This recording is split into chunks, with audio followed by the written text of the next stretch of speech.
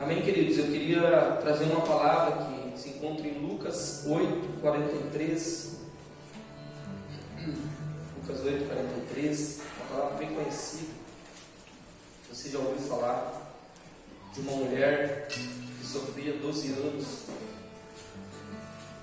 Essa mulher, ela já tinha ido em vários médicos e nada resolvia. Em certo momento ela toca em Jesus, né? Ela encontra Jesus e ela é curada, amém? Então, uma mulher doente, no momento que ela encontra Jesus, ela é curada. Você crê que nessa noite você pode ser deste lugar curado, amém? Amém? Nós podemos ser curados dessa casa, amém? Porque o Senhor, o médico dos médicos, está neste lugar, amém? Ele está nesta casa. Eu queria que você abrisse e fechasse seus olhos. Vamos estar orando. Espírito Santo de Deus, nós te damos graças pela tua palavra, Deus, que é o verbo vivo que desceu do céu. Nós te damos graças, Pai, porque o Senhor permite-nos, Pai, ouvir a tua palavra, Pai. Pedimos ao Senhor nessa noite, Pai, que três coisas estejam alinhadas, Pai, o nosso coração, Senhor, esteja abertos a Ti, Pai. Que os nossos ouvidos estejam abertos ao Senhor e nossos olhos estejam olhando para Ti, Senhor. Que o Senhor esteja tudo de nós nessa noite, Pai. E nós não venhamos estar desatentos, mas sim escutar e receber tudo que a Tua palavra vai trazer neste lugar. Em nome de Jesus, assim nós te agradecemos. Amém. Antes de nós entrar no livro, querido, Levíticos 15, 19, abre aí. Levíticos 15, 19.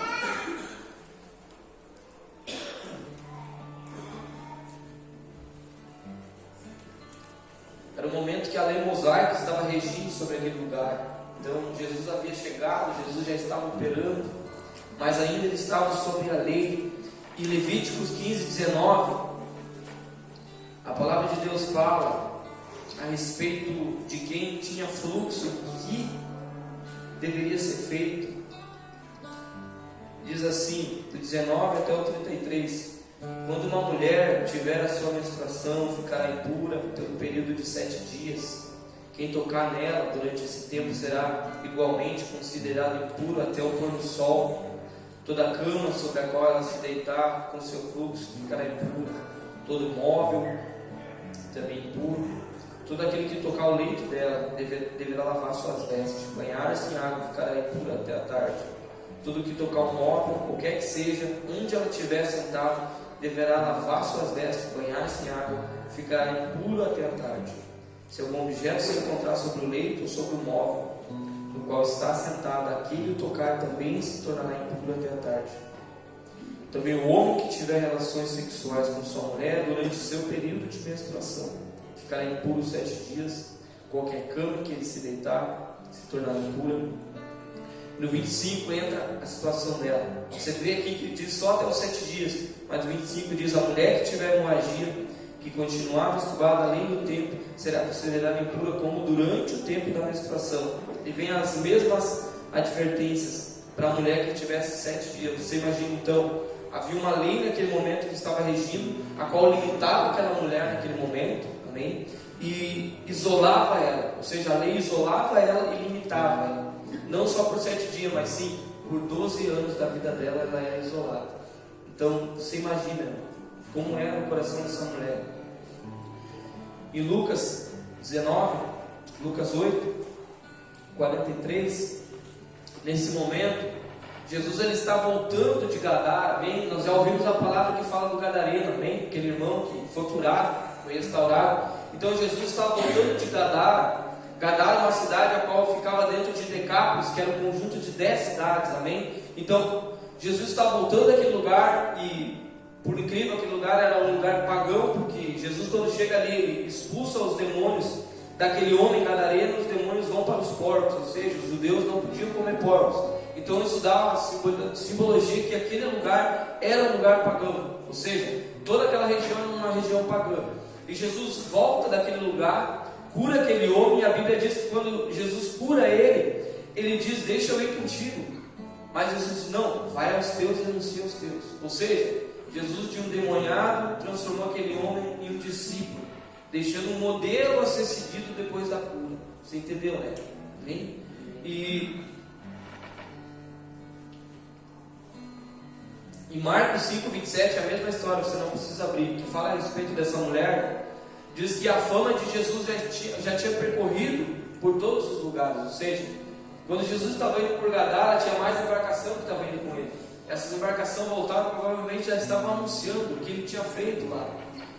E nesse momento, quando Jesus volta de Gadara, ele encontra um homem, príncipe da sinagoga, que se chamava Jairo. Jairo se prostra aos pés dele e diz: Senhor, a minha filha está à beira da morte. E nesse momento, quando Jesus se move para ir curar essa menina, aí que essa mulher entra em ação. Vamos ler Lucas 19, Lucas 8. Perseguido Lucas 19. Lucas 8, 43. Vamos lá. Tu és santo, Pai. Nós te adoramos, Jesus. A cura de uma mulher no caminho.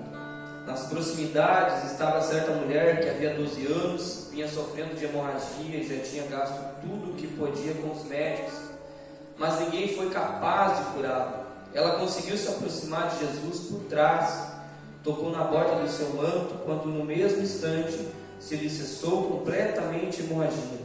Ao que Jesus indagou: quem tocou em mim? Como todos negassem, Pedro pondera: Mestre, a multidão se aglomera e te espreme, e ainda assim deseja saber quem te tocou. Contudo, Jesus insistiu: certamente alguém me tocou, pois senti que de mim emanou o poder. Então a mulher, compreendendo que haveria de passar despercebida, aproximou-se tremendo e prostrou-se aos pés de Jesus. E diante de todo o povo declarou o motivo pela qual tocara daquela maneira e como naquele mesmo momento fora totalmente curada. Ao que Jesus afirmou: filha, tua fé te curou, vai em perfeita paz. Amém? Eu queria explicar para você verso por verso aqui, irmão. No verso 43, querido, ou seja, nós entendemos que é uma mulher, amém? Que 12 anos padecia com fluxo, que era limitada, não podia tocar em nada, tudo que ela tocava era impuro, o marido não podia ter, provavelmente, tudo que ela tocasse era impuro. Quem queria aceitar casar com ela? E eu fui pesquisar um pouquinho mais sobre as informações científicas de uma mulher durante o seu período de 7 dias, como toda mulher sofre, amém? E não só a mulher, né? Sofre, não é só a mulher que sofre, né? Durante os 7 dias aí. E algumas informações as mulheres já sabem, mas outras que me chamam a atenção. Ou seja, tem cólicas antes e durante, amém, irmãs? Irritação, amém? Ficam sensíveis, emoções ficam à flor da pele, sentem-se sujas e imundas durante o seu período, baixa imunidade, ficam vulneráveis a bactérias, vírus, enfermidades. Há uma variação hormonal que deixa a mulher vulnerável a estresse e depressão. Olha só, é o período que a mulher está mais frágil e requer mais cuidado. E eu ia trazer, esqueci de trazer, eu deixei a xícara pronta lá que a Brenda me deu. Eu acredito, irmão, que a Brenda me deu essa xícara no momento que ela pensa quando ela vai estar naquele dia dela, sabe? Porque a xícara era um bichinho, sabe? E a mulherzinha ali, o bichinho da mulherzinha, e o coraçãozinho no meio. Eu te amo. E daí tu vira a xícara, no outro lado está escrito assim, ó. Mas às vezes dá vontade de ir a bonequinha pegando assim, ó. Eu esqueci de trazer, mas eu acredito que foi desses 7 dias que ela se lembrou, sabe? Daí ela me deu essa xícara. Mas então você entende tudo que a mulher passa durante esses 7 dias, durante esse período que os hormônios estão na flor da pele, estão sensíveis, ficam irritados. Tem uns que ficam antes, tem uns que ficam depois também. Então, né, os irmãos sofrem, mães sofrem, mas então vai ver. E queridos, o que me chamou a atenção é estresse e depressão, elas ficam muito vulneráveis nesses dias. E o que me chama a atenção é porque essa mulher estava 12 anos desse jeito. 12 anos ela estava com esse fluxo, se sentindo imunda durante esses 12 anos, se sentindo imprestável fazer nada. E ela tinha ido em todos os médicos possíveis. Você imagina, irmão? Ela tinha gastado todos os recursos dela, ou seja, a vida financeira daquela mulher estava abalada. Ela não tinha mais nada, não tinha mais para onde correr. O emocional dela estava abalado também. O físico dela estava enfermo, porque a palavra de Deus vai dizer que ela ia de mal a pior. Se você ler Marcos, vai de mal a pior. Ou seja, cada vez ela piorava, mais e mais. E nós temos essa informação da lei mosaica, que limitava essa mulher e deixava ela isolada, deixava ela travada praticamente. E essas informações científicas que você vê aqui, do período menstrual da mulher, como é o comportamento do corpo, da mente, do coração dela, como fica. E a falta de recursos, nós temos essas 3 informações, irmãos. Nós conseguimos identificar como era essa mulher naqueles dias, como que ela vivia naqueles dias. E o Espírito Santo ministrava isso ao meu coração. Você imagina, ela tinha falta de afeto, ela tinha falta de abraços, né? Segundo a medicina, o abraço ele libera ocitocina, o hormônio responsável pela felicidade e o amor. Nós sabemos que não é só isso, mas sim que Cristo que nos traz felicidade e amor. Mas você vê que ela não era abraçada, porque qual judeu queria abraçar ela, sabendo da lei? Irmão, o judeu, ele tinha que saber a Torá antes de 14, ali, 15 anos. Ele tinha que saber toda a lei de cor, irmão. E nós às vezes achamos que nós deixamos nosso filho ali meia hora lendo alguma coisa, nós estamos cobrando demais. Não, irmão. Você tem que fazer seu filho ler. Você tem que fazer seu filho estudar. Tem que fazer ele aprender a palavra de Deus, porque senão ele vai aprender outras coisas. E você imagina uma mulher com traumas por ser solitária devido à sua doença, uma mulher sem muitos amigos, sem autoestima. Provavelmente ela possuía o coração fechado, porque ninguém podia se aproximar dela, não podia participar de festas judaicas. E nós sabemos, se você for ler o Antigo Testamento, as festas judaicas, elas duravam muito tempo, amém? E ela não podia participar de nada, porque talvez havia um medo no coração dela de contaminar as pessoas ali. E os judeus mesmo, rígidos do jeito que eram, fariseus do jeito que eram, muitos fariseus, provavelmente se visse ela já ia tirar a pedra dela. Ia dizer, ó, tá vendo? Cuida aí, fica atento. Era uma mulher isolada socialmente. Qual judeu daria um emprego a ela sabendo a sua situação e sendo rígidos do jeito que eles eram com a lei? Provavelmente depressiva. Qual homem casaria-se com ela? Filhos. Toda mulher deseja ter filhos, irmão. Toda mulher deseja ter uma família. Toda mulher deseja ter um esposo amado, construir uma família. Talvez havia algo no coração dela ali, que essa marca que ela vinha trazendo há anos. Eu não sei que período iniciou essa enfermidade na vida dela, mas segundo estudos, antes de 45, no máximo 50, a mulher entra naquela fase da menopausa. Então provavelmente ela tinha muito antes de 45 anos, então não poderia ter filhos. Qual mulher que não quer ter um filho, não quer receber um galardão do Senhor, um presente do Senhor? E essa mulher não podia ter nada. E provavelmente ela era anêmica, porque ela perdia tanto sangue, vinha de mal a pior. E o medo, porque ela não podia nada. Eu vejo, querido, essa mulher, uma mulher com feridas na alma, enferma fisicamente, uma mulher não só com o físico dela degredindo, mas com o coração adoecido e com o seu físico adoecido, durante 12 anos, dessa maneira.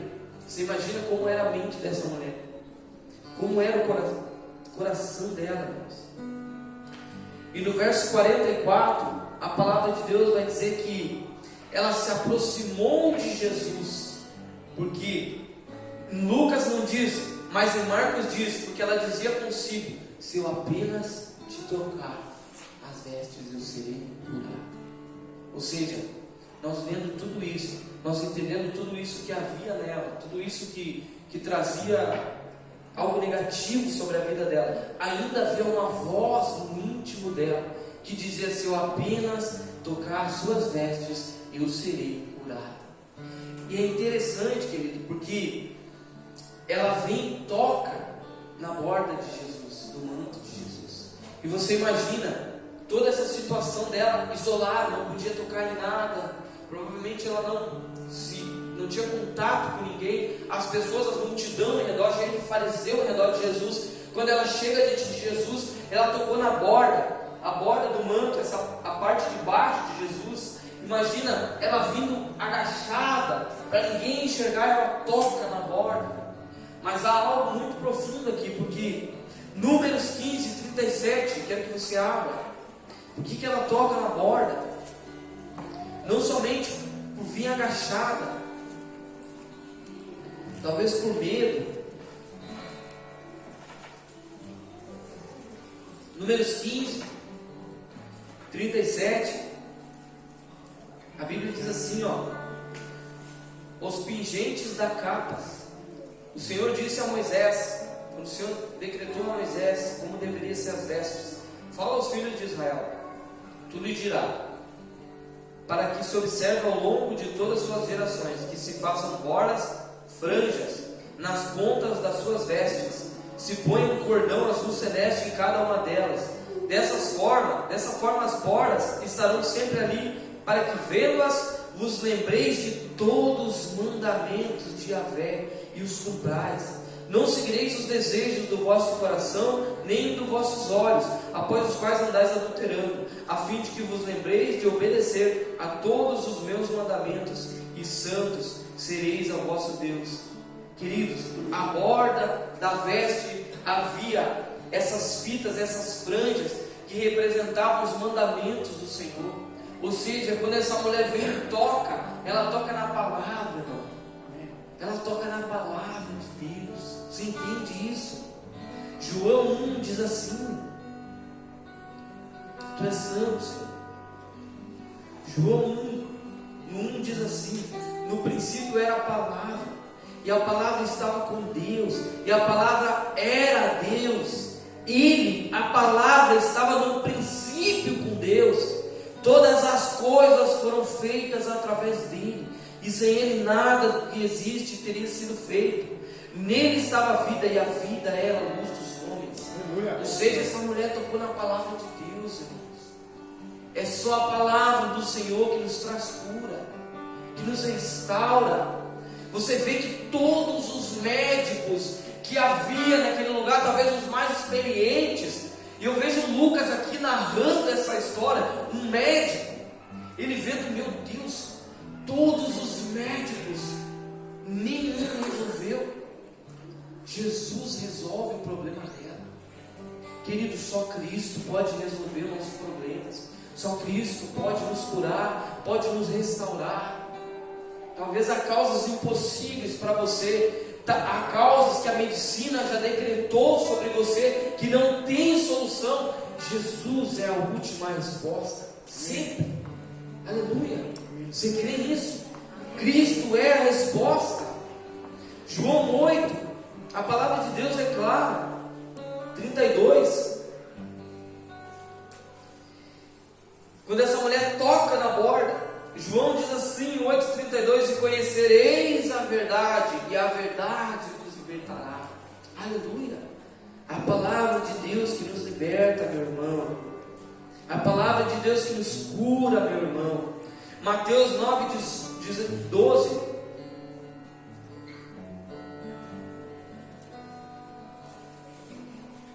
Quando Jesus senta na mesa com todos os doentes ali, porque havia publicanos, pecadores, e os fariseus começam a dizer: por que tu está sentado com essas pessoas aí?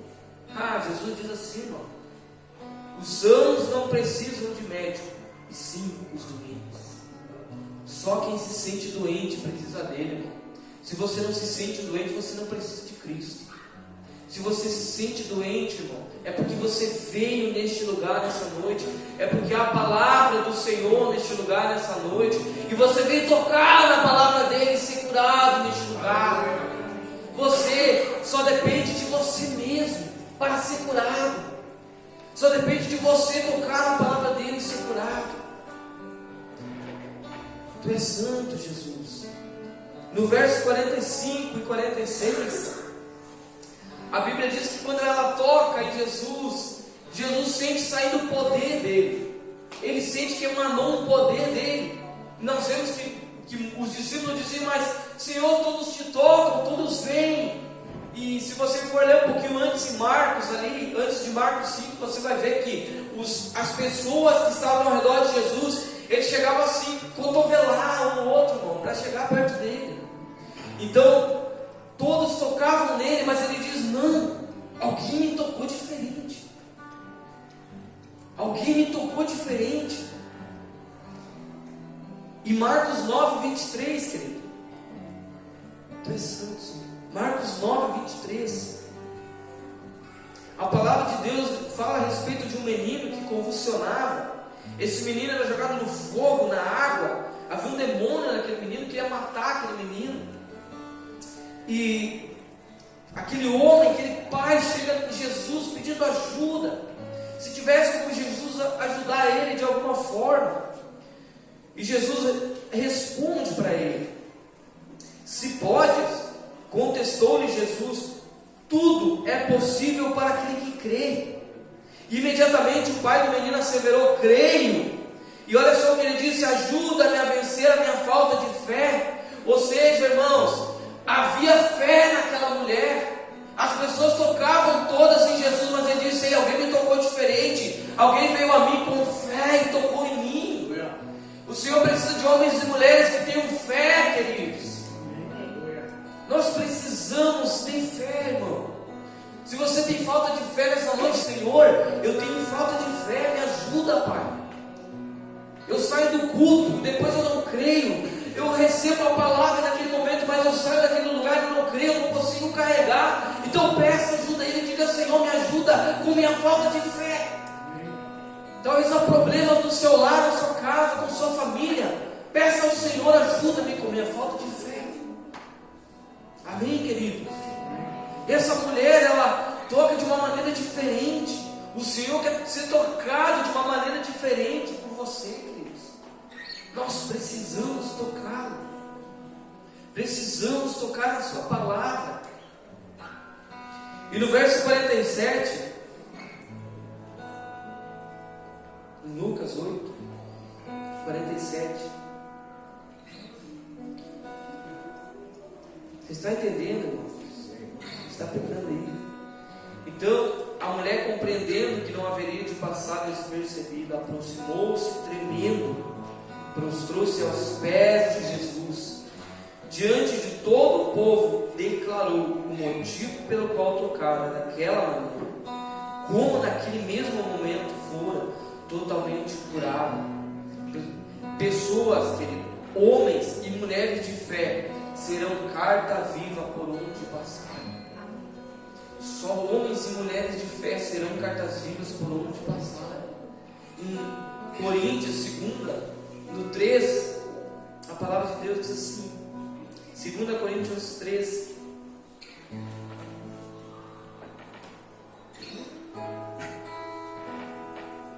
no 2, Paulo falando aos Coríntios: vós mesmos sois a nossa carta, escrita em nosso coração, conhecida e lida por todos. Vós mesmos tendes demonstrado que sois uma carta de Cristo, resultante de nosso ministério, escrita não com tinta, mas com o Espírito do Deus vivo, não em tábuas de pedra, mas em tábuas de corações humanos. Queridos, homens e mulheres de fé serão cartas vivas para essa terra. Aquele gadareno estava lá, irmão, e o Senhor curou ele, e ele foi uma carta viva naquele lugar por onde ele passou. Jesus diz: vai aos seus Decápolis, vai às 10 cidades, ou seja, a região metropolitana, como se fosse aqui Porto Alegre, São Leopoldo, vai. Amém? E no 48, algo que me chamou a atenção, que Jesus falou para aquela mulher. Lucas 8, no 48, ele diz assim para aquela mulher: ao que Jesus lhe afirmou: filha, a tua fé te curou, vai-te em perfeita paz. Jesus declara paternidade sobre a vida dela. Amém? Jesus disse em um momento: eu e o Pai somos um. Ou seja, ele estava declarando: filha, vai, a tua fé te curou. Ou seja, Jesus declarando a paternidade sobre ela. Jesus mostrando para ela: você tem um Pai. Amém? Imagina, irmão, ela cresceu, ela se desenvolveu naquele ambiente solitário, sem ninguém, sem abraço, sem nada. Mas Jesus declara a paternidade, filha, sobre ela. Amém? Eu não sei você nessa noite, mas Jesus, Ele está neste lugar, e você tem um Pai. Você tem o Pai. Amém? Você tem um Pai que é médico dos médicos, que é o Senhor dos senhores, que é o príncipe da paz. Você tem um Pai que triunfou sobre potestades, principados, hostes. Ele triunfou e Ele desfilou sobre eles, irmão.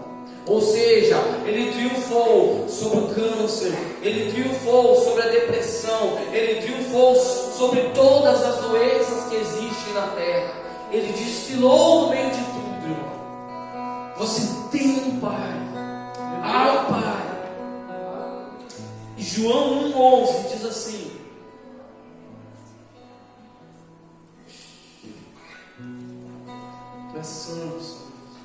João 1,11 diz assim: ele veio para o que era seu, mas os seus não receberam. Mas todos quantos receberam, deu direito de se tornarem filhos de Deus, ou seja, aos que creem no seu nome, os quais não nasceram do sangue, nem da vontade da carne, nem da vontade do homem, mas de Deus. E a palavra se fez carne, habitou entre nós, vimos sua glória, glória como do unigênito do Pai, cheio de graça e de verdade. Amém. Amém, queridos. Eu queria deixar essa palavra nessa noite sobre a sua vida.